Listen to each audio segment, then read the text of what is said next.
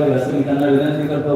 अजयभाई आजच्या कार्यक्रमाचे अध्यक्ष अजयभाई, आजच्या कार्यक्रमासाठी प्रमुख वक्ते सन्माननीय आनंदा अनमवाड सर, आपले लाडके सचिव सुधीरजी कामत साहेब, डिग्री कॉलेजचे प्राचार्य चव्हाण सर, प्राथमिक विभागाच्या मुख्याध्यापिका गोरे मॅडम, सर्व शिक्षक वृंद, आज आपण डहाणू ट्रस्ट आयोजित तिसऱ्या व्याख्यानमालेचे आयोजन केलेले आहे.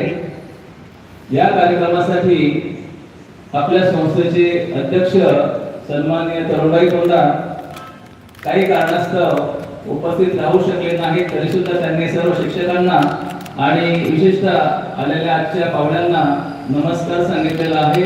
कारण या क्षेत्रामध्ये त्यांना बऱ्याच प्रकारचं ज्ञान आहे, तंत्रज्ञान आहे. आपल्या पिढीला औपचारिकरित्या ज्ञान देणारी ही एक संस्था आहे. विद्यार्थ्यांना समर्थ आणि सक्षम करणे हे शाळेचे उद्दिष्ट आहे. शिक्षण प्रक्रियेमध्ये वेगवेगळे कौशल्य आत्मसात केले जातात, जसे लेखन कौशल्य, वाचन, भाषण, अध्ययन कौशल्य, मूल्यमापन कौशल्य. त्याच प्रकारे एक म्हणजे तांत्रिक कौशल्य. यामध्ये संगणक साक्षरता व ई साक्षरता यांचा समावेश होतो.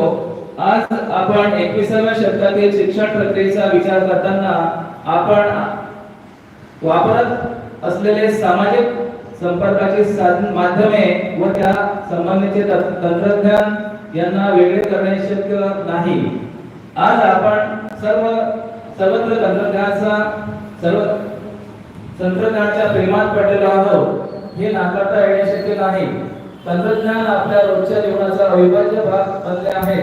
अन्न, वस्त्र, निवारा आणि त्याचबरोबर तंत्रज्ञान ही मूलभूत गरज आज होऊन बसली आहे.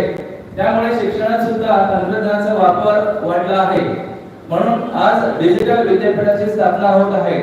कोविड-19च्या कालावधीमध्ये संपूर्ण शिक्षण व्यवस्था ही तंत्रज्ञानावर आधारित होती. विद्यार्थी त्याचबरोबर शिक्षक यांना तांत्रिक कौशल्य अवगत असणे ही आज काळाची गरज आहे.